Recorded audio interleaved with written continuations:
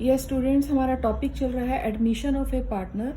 आज जो मैं आपको क्वेश्चंस करवाने जा रही हूँ ये कुछ स्पेशल मतलब अच्छे क्वेश्चन हैं जो न्यू रेशो और सेक्रीफाइसिंग रेशो से रिलेटेड हैं। How you can calculate sacrificing and new ratio in some specific cases. For example, ये क्वेश्चन है जिस there are two partner A and B and the ratio is 3:2. They are admitting a new partner C for the 1/4 share. A and B decided to share future profit equally. इसका मतलब क्या हुआ? ये एक normal case होने के बावजूद एक एक्स्ट्रा अलग सा क्वेश्चन है। नॉर्मली ये होता है कि पूरी फर्म का प्रॉफिट जो है वो 1 होता है, इसमें से हमने नए पार्टनर को शेयर दे दिया 1/4, रिमेनिंग जो बच रहा है वो आपका है 3/4। अगर ये वाला टॉपिक यहाँ मेंशन नहीं किया होता कि ए और बी फ्यूचर में प्रॉफिट, फ्यूचर उनका 3/4 है, अब उनका फ्यूचर 1 नहीं है, पहले वो एक ही शेयर को मतलब इस पूरे अमाउंट को 3:2 की रेशो में डिस्ट्रीब्यूट कर रहे थे। जैसे ही नया पार्टनर 1/4 आया, 1/4 तो हमने 1 में से 1/4 उसे दे दिया, रिमेनिंग जो है वो 3/4। अगर ये वाला टॉपिक नहीं मेंशन किया होता तो ए और बी इस 3/4 को अपने ओरिजिनल रेशो 3:2 में डिस्ट्रीब्यूट कर लेते। लेकिन इस क्वेश्चन में ये मेंशन किया गया है कि फ्यूचर में ए और बी इस फ्यूचर में, फ्यूचर उनका 3/4, इसको वो इक्वल डिस्ट्रीब्यूट करेंगे। तो आप न्यू रेशो कैसे कैलकुलेट करोगे? ए का न्यू रेशो 3/4 का हाफ माने 1/2। Why half 1/2? क्योंकि दो ही पार्टनर हैं ए और बी, तो 1/2। तो 3/4 का 1/2 इज इक्वल टू 3/8। बी का भी यही सेम आना चाहिए, 3/4 का 1/2 बी ले रहा है, तो बी का न्यू रेशो आ रहा है 3/8। सी को एडमिट किया है हमने 1/4 के लिए। स्टूडेंट्स को हमेशा ये बात ध्यान में रखनी चाहिए, जब न्यू रेशो कैलकुलेट करने के लिए कहा जा रहा है तो उसका जब आप आंसर लिखोगे तो न्यू रेशो भी, न्यू पार्टनर भी तो उसके साथ होना चाहिए ना। तो इसका आंसर आ रहा है 1/4, लेकिन यहाँ पर डिनोमिनेटर 8 है तो इसे भी 8 बनाना होगा, तो 2/2 ये आ रहा है आपका 2/8। तो जब आप न्यू रेशो लिखने चाह रहे हैं तो 3 पार्टनर्स हुए ना, ए बी एंड सी, तो न्यू रेशो आपका आ रहा है 3/8 एंड 2/8, और यू कैन राइट 3:3:2। अगर इसी क्वेश्चन में हम लोगों को वो सैक्रिफाइसिंग रेशो भी पूछ रहा होता कि सैक्रिफाइसिंग रेशो उनका क्या होगा, तो कैसे करोगे? इस क्वेश्चन के अंदर जो उन लोगों का सैक्रिफाइसिंग रेशो आएगा वो ओल्ड माइनस न्यू हो जाता है फॉर्मूला आपका। तो ए का सैक्रिफाइसिंग रेशो आप कैसे कैलकुलेट करोगे? Old minus new. ए का ओल्ड रेशो जो है वो है आपका 3/5 और इसका न्यू रेशो जो आ रहा है वो आ रहा है 3/8। बी का ओल्ड रेशो था 2/5, न्यू रेशो इसके अंदर आ रहा है 3/8। तो इसका एलसीएम ले लेना, 40 माइनस 15, ये आपके पास आ रहा है 9/40, ये आ रहा है आपके पास 40, 1/40। तो इनका सैक्रिफाइसिंग रेशो आ जाएगा 9:1। एक और केस, यही एक रिलेटेड टॉपिक है लेकिन समझना चाहिए इसे।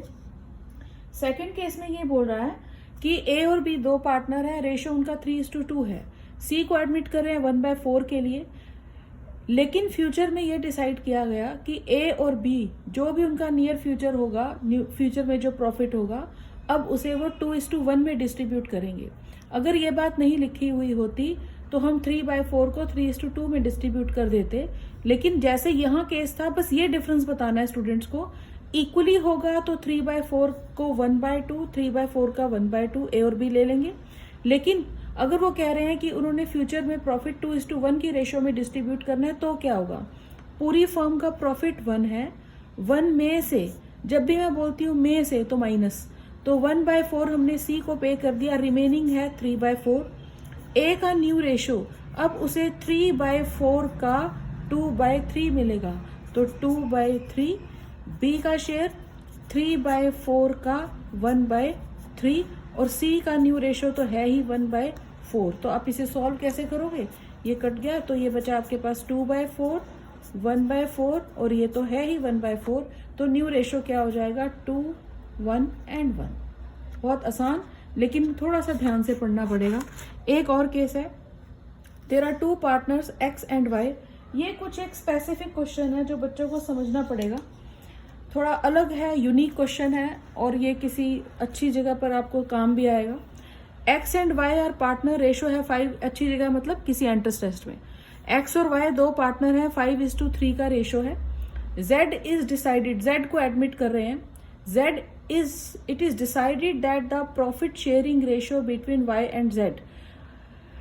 जेड को एडमिट किया और ये डिसाइड किया गया कि वाई और Z, it is decided that the profit sharing ratio between Y and Z the same as between X and Y. ये अलग क्वेश्चन है बहुत। वाई और जेड ने ये डिसाइड किया, मतलब ये डिसाइड हो रहा है कि जेड का शेयर, वाई और जेड का शेयर वो हो जाएगा जो एक्स और वाई का था, यानी 5:3। अब इसको करना कैसे है, क्वेश्चन को बिल्कुल अलग क्वेश्चन है ये, थोड़ा सा शांत होकर समझ कर देखना, बहुत इजी भी है, मुश्किल कुछ भी नहीं होता। हाँ जी, सबसे पहले आपने समझना क्या है, मेरा लिखने का तरीका देखना। पहले दो पार्टनर थे एक्स और वाई, उनका रेशो था 5:3। अब एक नए पार्टनर को एडमिट कर रहे हैं जेड को। जेड बोल रहा है वाई को, यार हम दोनों का रेशो भी वही होना चाहिए जो तुम दोनों का था, यानी जेड वाई को बोल रहा है कि हम दोनों का रेशो वही होना चाहिए जो तुम दोनों का रेशो है। ठीक है, तो इसका मतलब देखो मैं कैसे चेंज कर रही हूं।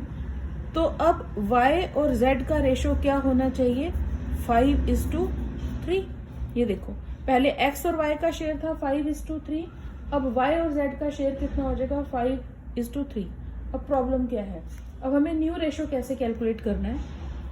If the ratio of Y, अगर वाई का रेशो 5 है, जैसे ये 5 है, तो जेड का शेयर कितना हो रहा है, then share of Z will भी कितना हो रहा है, 3। अगर वाई का रेशो 5 है तो जेड का प्रॉफिट कितना है, 3। अगर वाई का 1 हो जाएगा तो ये हो जाएगा 3/5। ठीक है, और अगर y का रेशो 3/8 है, क्योंकि उसका ओरिजिनल जो था वो 3/8 था। अब मैं इसके लिए रेड कलर लिख रही हूँ क्योंकि जो ब्लू वाला वो न्यू कंडीशन है और रेड वाला पुरानी है। तो अब पहले y का शेयर कितना था, 3/8।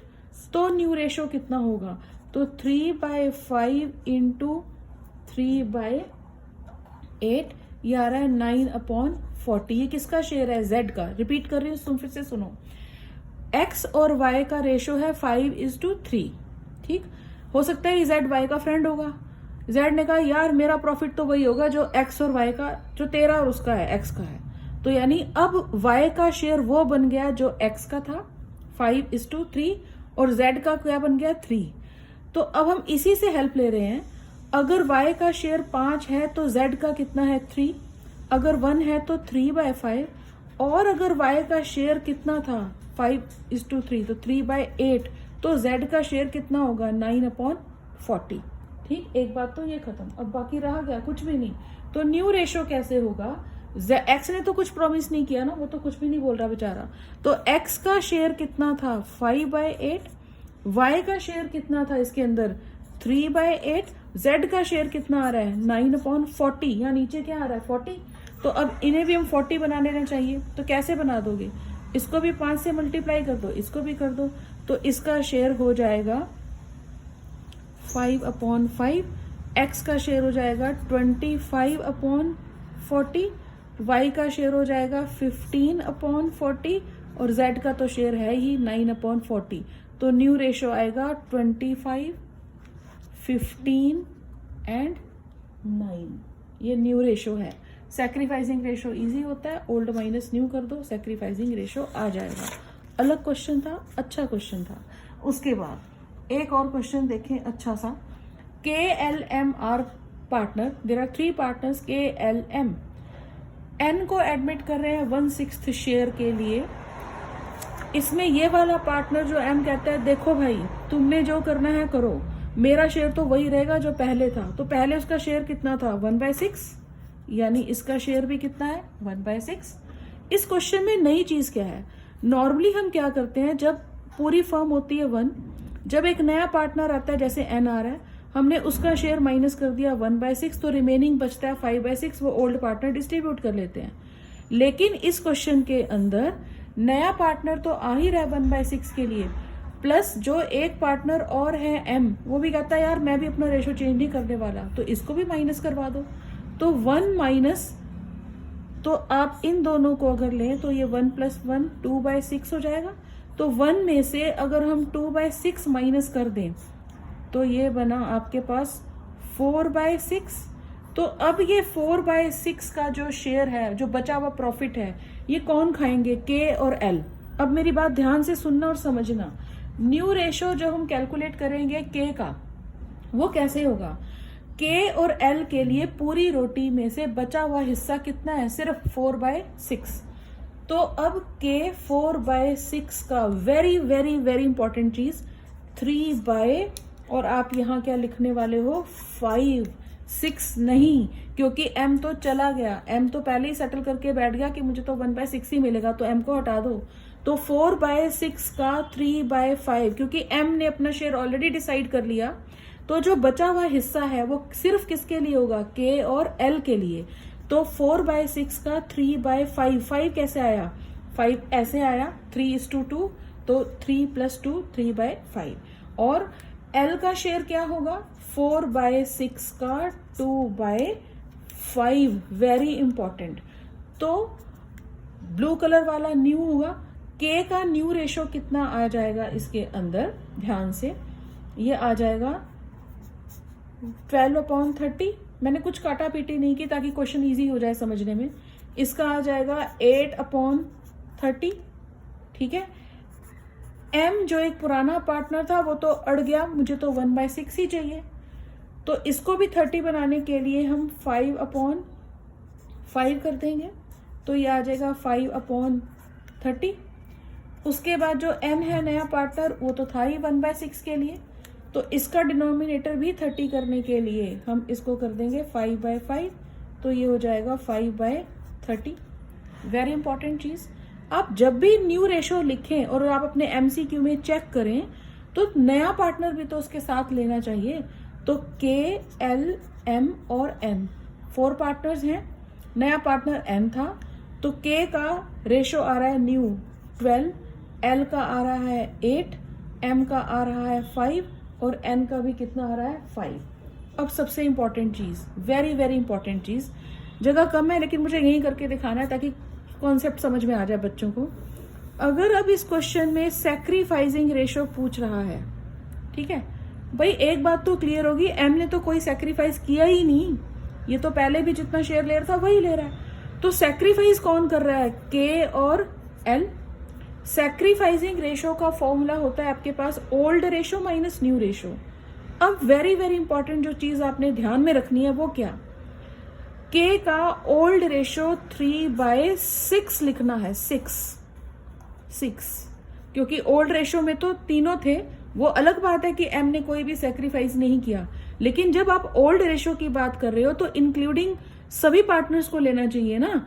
तो K का ओल्ड रेशो है 3/6, न्यू रेशो इसका आ रहा है 12/30, L का ओल्ड रेशो है 2/6 और इसका न्यू रेशो आ रहा है 8/30।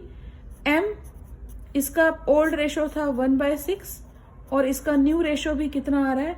5/30। अब इसको सॉल्व करके देखना, इसमें सैक्रिफाइस सिर्फ K और L कर रहे हैं। जब इसका LCM लोगे 30 तो ये आ जाएगा आपके पास 5, 15 - 12, ये आएगा 3/30। इसका LCM आएगा 30, 10 - 8 ये आ रहा है 2/30। अगर आप इसका करोगे तो ये 0 आएगा, 0, क्योंकि इसने कोई भी सैक्रिफाइस नहीं किया, इसने कोई भी सैक्रिफाइस नहीं किया। ये कुछ इंपॉर्टेंट और अलग क्वेश्चन थे। एक और क्वेश्चन करवा रही हूँ, पहले मैं सोच रही थी कि नहीं करवाऊँ, पर फिर भी अब सोच रही हूँ कि करवा ही दूँ ताकि बच्चों को इजी हो जाए कुछ समझने में कॉन्सेप्ट। 2 टॉपिक होते हैं, एक बच्चों को देख लेना चाहिए कि वर्ड फ्रॉम लिखा है या ऑफ लिखा गया है। जैसे एक क्वेश्चन है ये, अनिल और सुनील, शायद मैंने करवा दिया ये, सॉरी करवा दिया मैंने ये, इसको फिर से देख लेना, ये अलग क्वेश्चन था। फ्रॉम और ऑफ 2 वर्ड होते हैं, फ्रॉम और ऑफ, इनको देखना बहुत जरूरी होता है। कि वर्ड फ्रॉम लिखा गया है या ऑफ लिखा गया है। अगर ऑफ लिखा गया है तो इनटू का साइन लगाते हैं, अगर फ्रॉम लिखा गया है तो माइनस कर देते हैं, और जितना माइनस कर रहे होते हैं वही उसका सैक्रिफाइसिंग अमाउंट होता है। तो यहाँ तक प्रैक्टिस करें, डू मोर प्रैक्टिस। अगर आप कोई स्पेसिफिक टॉपिक चाह रहे हो कि इस टॉपिक के ऊपर भी कुछ समझना है आपको, आप कमेंट कर सकते हो।